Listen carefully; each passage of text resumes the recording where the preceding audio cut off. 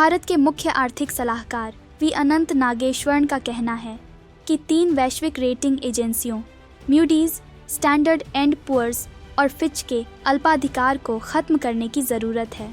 उन्होंने यह भी कहा कि केवल 3 वैश्विक रेटिंग एजेंसियां क्यों हैं, जब पश्चिम बाजार अर्थव्यवस्था और प्रतिस्पर्धा के बारे में बात कर रहा है।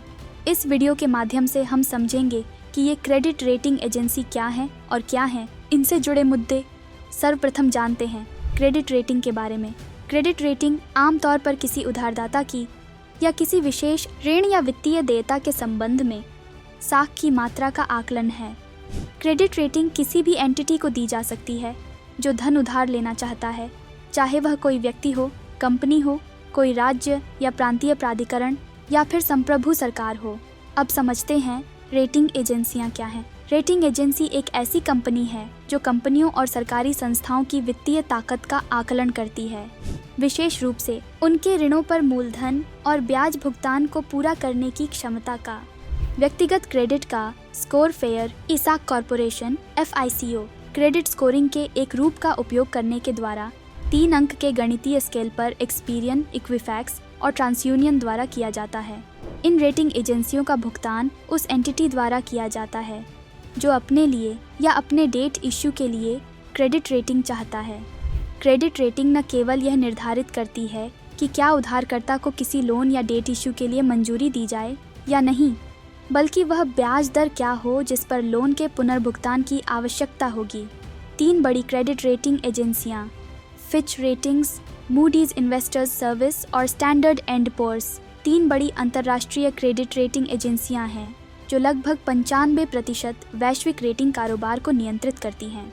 भारत में सेबी के तहत पंजीकृत 6 क्रेडिट रेटिंग एजेंसियां हैं: CRISIL, ICRA, care, SMIRA, Fitch India और ब्रिकवर्क रेटिंग।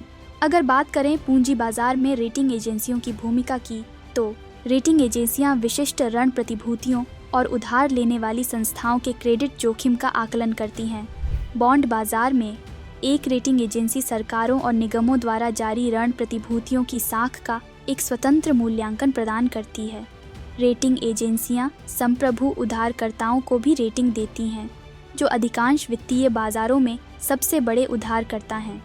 संप्रभु उधारकर्ताओं में राष्ट्रीय सरकारें, राज्य सरकारें, नगर पालिकाएं और अन्य संप्रभु समर्थित संस्थाएं शामिल हैं।